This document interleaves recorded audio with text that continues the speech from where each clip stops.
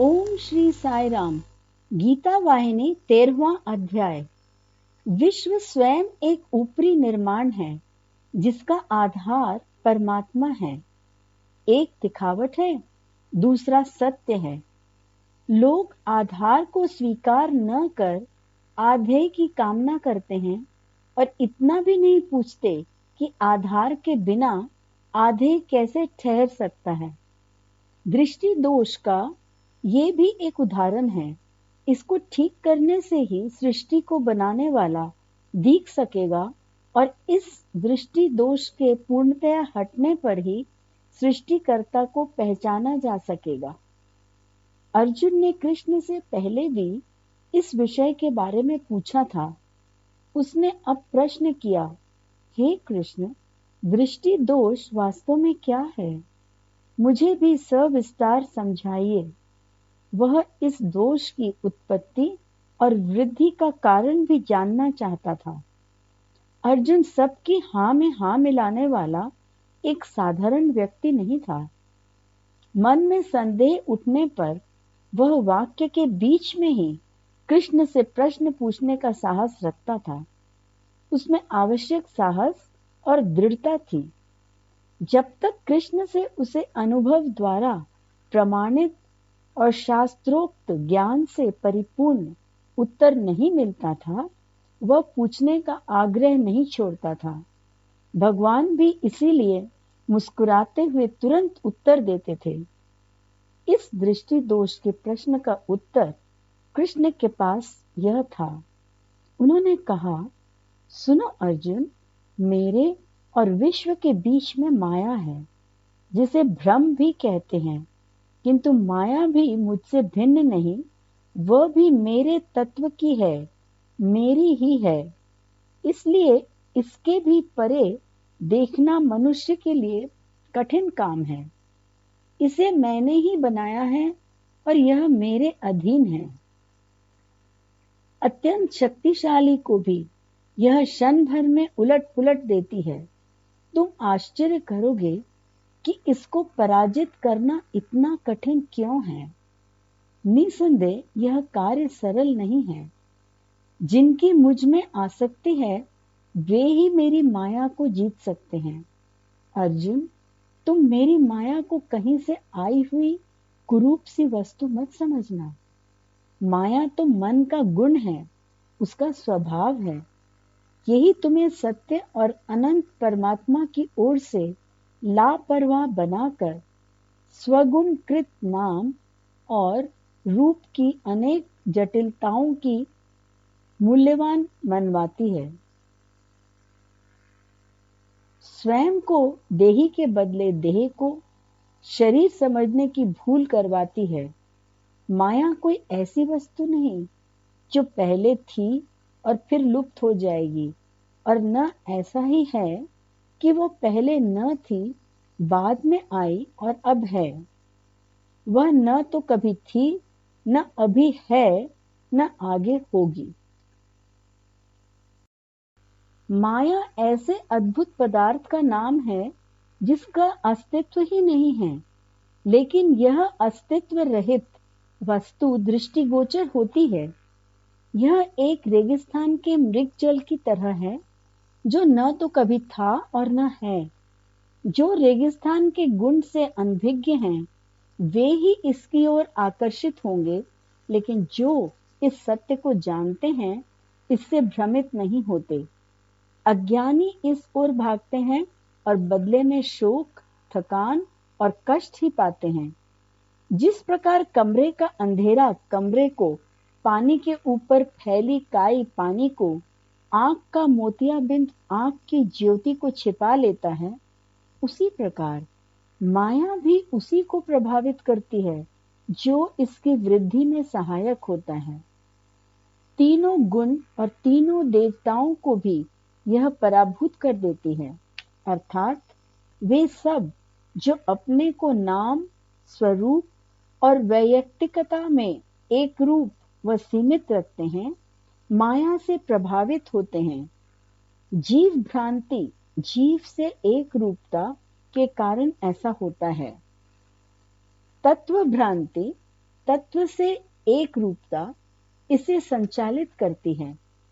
तत्व को यह छिपा देती है, किंतु तत्व को जिन्होंने समझ लिया है उनको ये प्रभावित नहीं कर सकती।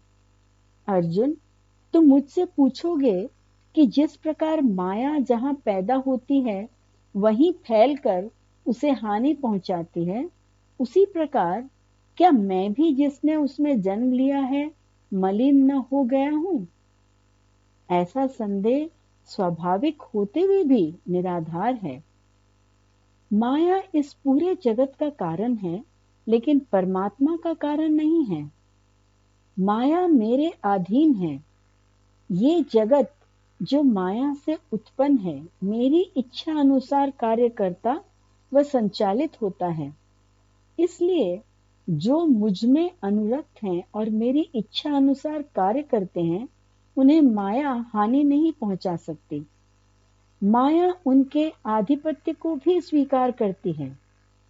माया को पराजित करने का एकमात्र उपाय विश्व व्यापक के ज्ञान की प्राप्ति और स्वयं की विश्व व्यापकता को फिर से खोज निकालना है। जो अनंत है उसे तुम जीवन की सीमा में बांधते हो। इसी कारण माया उत्पन्न होती है। भूख और प्यास जीवन का गुण है। आनंद, शोक, प्रवृत्ति, कल्पना, जन्म और मरण शरीर के गुण हैं। ये सब अनात्मा है। तुम स्वयं विश्वव्यापी हो, फिर भी अपने को इन सब अनात्मिक गुणों से सीमित व इनके अधीन समझते हो। ऐसे विश्वास का होना ही माया है। लेकिन याद रखो, जिसने मुझ में शरण ली है, माया उसके पास पहुंचने की हिम्मत भी नहीं कर सकती। जिनके ध्यान में माया है, उनके लिए वह एक बाधा रूप ही है। लेकिन जो परमात्मा में ध्यान लगाते हैं, उनके लिए माया भी माधव बन जाती है। माया की बाधा दूर करने के लिए या तो अनंत परमात्मा से एकात्मकता बढ़ानी चाहिए या भगवान में पूर्ण शरणागति की अवस्था प्राप्त करनी चाहिए। प्रथम ज्ञान योग कहलाता है, दूसरा भक्ति योग है। भगवान में पूर्ण समर्पण द्वारा माया को जीतने की आंतरिक प्रेरणा सभी मनुष्यों को प्राप्त नहीं होती। यह जन्म जन्मांतरों के अच्छे या बुरे कर्म संचय पर निर्भर रहता है। जिनके पूर्व संचित कर्म बुरे हैं, वे केवल क्षणिक इंद्रिय सुखों का पीछा करेंगे। पशु पक्षियों की तरह खाना पीना और मौज मजा को ही जीवन का लक्ष्य बनाएंगे। परमात्मा का कोई विचार ही उन्हें नहीं आएगा। वे धर्मात्मा सज्जनों की संगति को नापसंद कर सत्य कार्यों से दूर हट जाते हैं। इस प्रकार परमात्मा के राज्य की रक्षा से वे वंचित हो जाते हैं। दूसरी ओर जिनके पूर्व संचित कर्म अच्छे हैं, वे अपने गुणों को बढ़ाते हैं, विचारों को उन्नत करते हैं, भगवान का सामीप्य चाहकर उसकी प्राप्ति चाहते हैं। ऐसे मुमुक्षु साधक भगवान की ओर कष्ट या ज्ञान पिपासा के कारण आकर्षित होते हैं। सहायता के लिए भगवान की ओर मुड़ने से यह स्पष्ट होता है कि वे जन्म जन्मांतरों से उन्नत पद पर अग्रसर हैं। केवल लाभ पाने की इच्छा से किए गए कर्म अर्थात सकाम कर्मों का गीता अनुमोदन नहीं करती। निष्काम कर्म लाभ प्राप्ति की इच्छा के बिना किए गए कर्म ही तुम्हें भ्रम से छुड़ाएंगे। अब आर्त भक्त के बारे में जो भगवान की ओर अपने कष्ट दूर करने के लिए प्रेरित होता है, एक संदेह उठ सकता है। प्रश्न उठेगा कि क्यों ऐसे व्यक्ति को भक्त कहा जा सकता है? संसार में ऐसा कोई नहीं जिसे कोई भी इच्छा ना हो। अपनी इच्छा पूर्ति के लिए प्रत्येक दूसरे पर निर्भर होता है। ठीक है, वस्तुओं से संबंधित इच्छाओं का होना ही भूल है ना? और फिर अपने ही जैसे एक मनुष्य पर अपनी इच्छा पूर्ति के लिए निर्भर होना उससे भी बढ़कर भूल है। आर्त भक्त को भगवान में ही विश्वास और आदर भाव है, इसलिए वह उन्हीं की ओर प्रेरित होता है, मनुष्य की ओर नहीं। आग्रह पूर्वक उनसे ही जो चाहता है मांगता है। इच्छाओं का पोषण भूल है, फिर भी निम्न साधनों पर अपनी इच्छा पूर्ति के लिए निर्भर होने की महत भूल से वह बचता है, इसलिए वो ऊंचा है ना।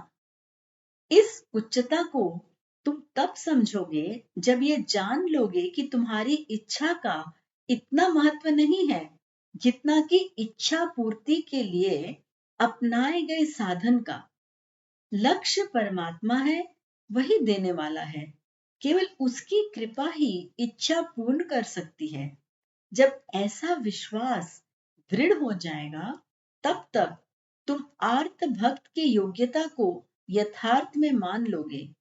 गीता में उल्लेखित प्रथम 3 प्रकार के भक्त, आर्त, अर्थार्थी और जिज्ञासु, भगवान के परोक्ष रूप के दृढ़ उपासक हैं। अपनी इच्छा पूर्ति या लक्ष्य प्राप्ति के लिए वे भगवान को खोजते हैं और निस्संदेह हमेशा भगवान की आराधना एवं स्मरण करते रहते हैं।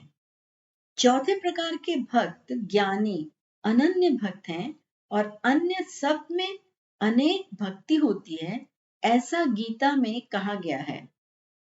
जो अनेक भक्ति की श्रेणी में हैं, उनकी आसक्ति वस्तुओं और इच्छित अवस्थाओं में होने के कारण भगवान में भी अनुरक्ति होती है। वे केवल भगवान में ही नहीं, बाह्य संसार में भी आसक्त होते हैं। किंतु ज्ञानी अपनी दृष्टि भगवान के सिवाय अन्य किसी की ओर उठाएगा भी तो जहां देखेगा भगवान ही दिख पड़ेंगे। इसीलिए भगवान ने प्रकट किया कि ज्ञानी उन्हें सबसे अधिक प्रिय है। वैसे तो भगवान की दृष्टि में सब बराबर ही हैं, फिर भी जो उन तक पहुंचते हैं और वहीं स्थिर हैं, उन्हें भगवान के प्रेम का स्पष्ट, तुरंत प्रत्यक्ष ज्ञान व अनुभव प्राप्त होता है। इससे अनुमान होगा कि ज्ञानी भगवान के इतने समीप और इतना अधिक प्रिय क्यों है। सर्दी से कांपने पर तुम्हें गर्मी देना अग्नि का गुण है, लेकिन यदि तुम उससे दूर रहो तो वह तुम्हें गर्मी कैसे दे सकती है। इसी प्रकार संसारिकता के रोग को हटाने के आकांक्षी को ज्ञान की अग्नि का सहारा, जो भगवान के अनुग्रह और सन्निधि से प्राप्त होता है, लेना ही होगा। कभी कभी साधना करते समय साधक भगवान की वास्तविक महत्ता को उनसे कम आंकने लगता है। उसे लगता है भगवान पापी व संत, अच्छे व बुरे, ज्ञानी और अज्ञानी में भेदभाव करते हैं। यह गलत अनुमान है। भगवान मनुष्यों में भेदभाव नहीं करते। यदि वे ऐसा करें तो पृथ्वी पर कोई भी पापी एक क्षण भी उनके क्रोध के सामने न जी सकेगा। भगवान द्वारा ऐसा भेदभाव न रखने के कारण ही पृथ्वी पर सब जीवित हैं। इस सत्य को केवल ज्ञानी ही समझते हैं। अन्य लोग इसे न समझ भगवान को अपने से दूर, बहुत दूर समझते हैं और फिर इसी सोच से दुखी होते हैं। ज्ञानी माया से मुक्त है। वह रजस, तमस और सत्य गुणों से भी अप्रभावित रहता है। ज्ञान का आकांक्षी इससे भिन्न है। वह भगवान के निरंतर ध्यान, पवित्र विचार और पवित्र कार्य में ही अपना समय बिताता है। अन्य दोनों, अर्थार्थी और आर्त, ऊंचे अनुभव प्राप्त कर सत्य और असत्य पर बारंबार विचार कर जिज्ञासु बन जाते हैं। बाद में पूर्ण ज्ञानी हो वे अपनी रक्षा कर लेते हैं। इस प्रकार क्रमानुसार उन्हें लक्ष्य की प्राप्ति होती है। एक ही झटके में तुम्हें पूर्ण लक्ष्य की प्राप्ति नहीं हो सकती। एक उदाहरण द्वारा ये और अधिक स्पष्ट हो जाएगा। ज्ञानी को एक सीधी रेल प्राप्त हो जाती है, अर्थात लक्ष्य पर पहुंचने के लिए उसे रेल बदलनी नहीं पड़ती। जिज्ञासु सीधे डिब्बे में पहुंच चुका है, उसे भी एक रेल से दूसरी बदलने की आवश्यकता नहीं है। आगे कहीं उसका डिब्बा अलग करके उसके लक्ष्य की ओर जाने वाली रेल से जोड़ दिया जाएगा और अंत में वह अपने निर्दिष्ट स्थान पर पहुंच जाता है। आर्थ साधारण रेल में बैठता है, उसकी रेल न तो सीधी जाती है और न सीधा जाने वाला डिब्बा रेल में जुड़ा है, इसलिए उसे अनेक जगह रास्ते में उतरना पड़ता है और दूसरी रेल न आने तक रुकना भी होता है। इस प्रकार अपने लक्ष्य पर पहुंचने के लिए उसे जगह जगह रुकना पड़ता है। ये एक लंबी और उलझनों से भरी यात्रा है, लेकिन कठिनाई के बावजूद भी आर्त यदि अपना ध्येय न छोड़े तो उसे सफलता मिल सकती है। लक्ष्य प्राप्ति तो सबको होती है, केवल विधि और गति पृथक रहते हैं। इसमें कोई संशय नहीं कि भगवान ने अनेकों बार इन चारों प्रकार के भक्तों को मेरे अपने कहा है। उन्होंने ऐसा क्यों कहा? इसलिए कि उन सब का एक ही उच्च लक्ष्य है। इसलिए सर्वदा विश्वव्यापक और असीम की आकांक्षा रखो, अपनी इच्छाओं को क्षुद्र और सीमित न रखो। कंजूस ही छोटी छोटी चीजों की इच्छा रखते हैं और दयालु और विशाल हृदय ही परमात्मा के आकांक्षी होते हैं।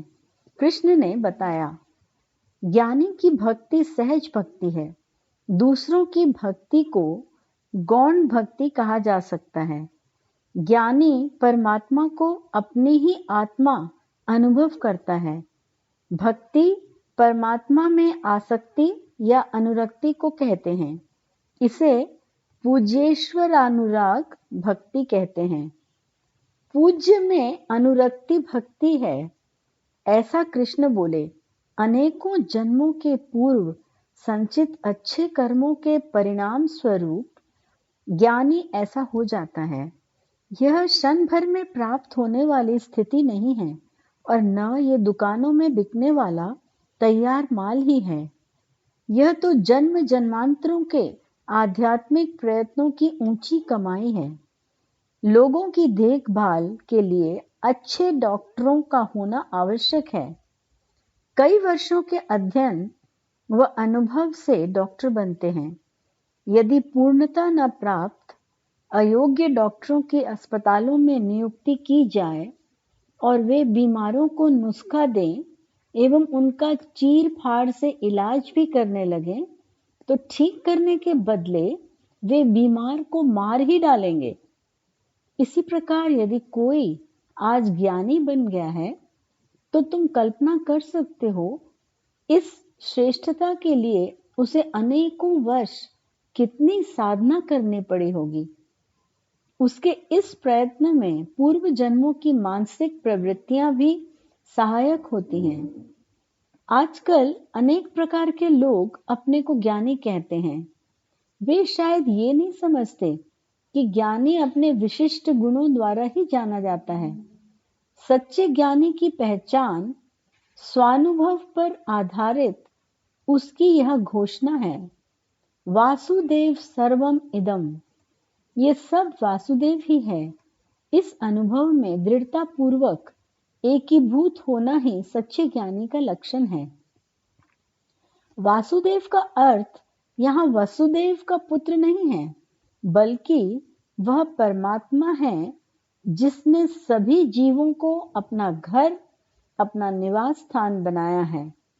प्राणी मात्र में परमात्मा को देखने वाला व्यक्ति ही ज्ञानी कहलाने योग्य है और सब नाम मात्र के ज्ञानी हैं, जिन्हें ज्ञान का सच्चा अनुभव नहीं है। यथार्थ में ज्ञान क्या है?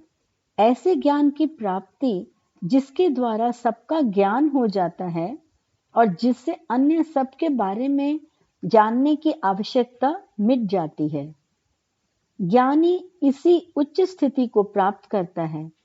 थोड़े श्लोक रटने से या कुछ पुस्तकों के पन्ने पलटने या 10-20 लोगों के साथ मंच पर घंटों विद्वता के घमंड में ओत-प्रोत होकर भाषण देने या जादूगर की डोर में लगी गेंद की तरह उन्हें निगलकर वापस उगल देने एवं क्लिष्ट वाक्यों की बौछार करने से ही कोई ज्ञानी नहीं माना जा सकता।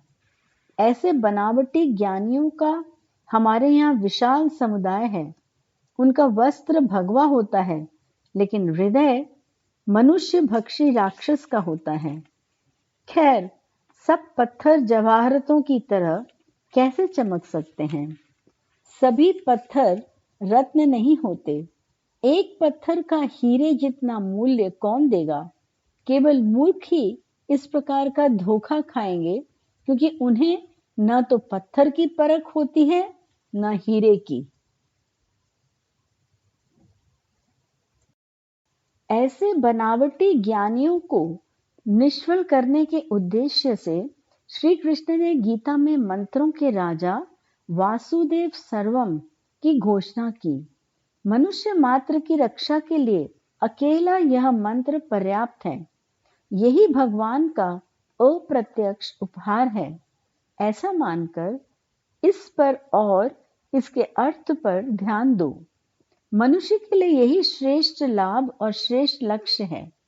केवल ये 6 अक्षर मनुष्य जीवन को उत्तम बनाने के लिए पर्याप्त हैं। सर्वदा ऐसे आंतरिक अनुभव की उपस्थिति के बिना ही अनेकों अपने को महात्मा, जगत गुरु, भगवान, परमहंस, ज्ञानी, त्यागी इत्यादि कहलवाते हैं और दुख ये है कि लोग इन्हें बनावटी होते हुए भी सच्चे मानते हैं। ऐसी उपाधियां इन्हें किसी ने प्रदान नहीं की। इन उपाधियों को तो इनके वर्तमान स्वामियों ने अपने पसंद से चुना और लोगों का अपनी ओर ध्यान आकर्षण करने वाली कलगी की तरह धारण किया। असली न होने के कारण उनकी चमक भी शीघ्र लुप्त हो जाती है। उनके बाहर सन्यास है और अंदर अत्यास, अति आस, अधिक इच्छा है। बाहर योग है लेकिन अंदर रोग है। उनके नामों में आनंद जुड़ा है, लेकिन भटकते हैं वे गलियों में। उनके शब्दों में मिठास है, लेकिन उनके कार्य मूर्खतापूर्ण व विदूषकों जैसे होते हैं।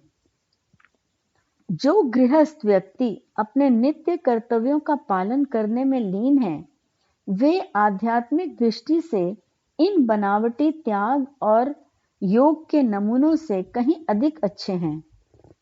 भारत की सभ्यता व इसकी प्राचीन नैतिकता और सत्य के क्षीण होने का मुख्य कारण इन धोखेबाज लोगों द्वारा किए गए बुरे कार्य हैं। भगवान में विश्वास कम होने का कारण भी यही है। वे दूसरों को त्याग का उपदेश देते हैं, लेकिन स्वयं भोग चाहते हैं। सदाचार की वे प्रशंसा करते हैं, लेकिन उनके व्यवहार में दूसरों के लिए तिरस्कार भरा है। सन्यास की जड़ इनके ऐसे आचरणों से सदा के लिए कट जाती है। जहां शब्द और कार्य का समन्वय नहीं, वहां सत्य का लेश मात्र अंश भी नहीं होता। गृहस्थ तो न्यूनाधिक मात्रा में दृढ़ होकर सत्य का पालन करते भी हैं। इनमें अनेकों घृणा रहित और शुद्ध हृदय के हैं, जो सदाचार और नीति के मार्ग पर चलते हैं, लेकिन त्यागी और योगी बनकर प्रदर्शित करने वालों में हर प्रकार की घृणा और इच्छा स्पष्ट प्रकाशित होती है। औरों को गिराने के लिए बनाए गए गड्ढों में वे खुद ही गिर जाते हैं। अहंकार, ईर्ष्या और प्रदर्शन साधक के सब प्रयत्न निष्फल कर देते हैं। इसलिए साधक और भक्त को सर्वदा सावधान रहना चाहिए।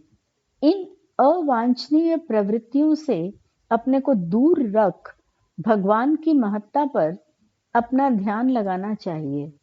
नैतिक आचरण द्वारा उत्साह से सच्चे आत्मानंद की अनुभूति प्राप्त कर अपने परम आनंद में पूरे संसार को सहभागी बनाना होगा। इससे विश्व शांति और विश्व समृद्धि का अभ्युदय होगा। कृष्ण ऐसे ही सच्चे ज्ञानियों की ओर संकेत करके कह रहे थे कि पूरा विश्व ऐसे ज्ञानियों की तेजस्विता से आलोकित होगा। वास्तव में ज्ञान विहीन मनुष्य अंधेरे घर की तरह होता है। जय साई राम।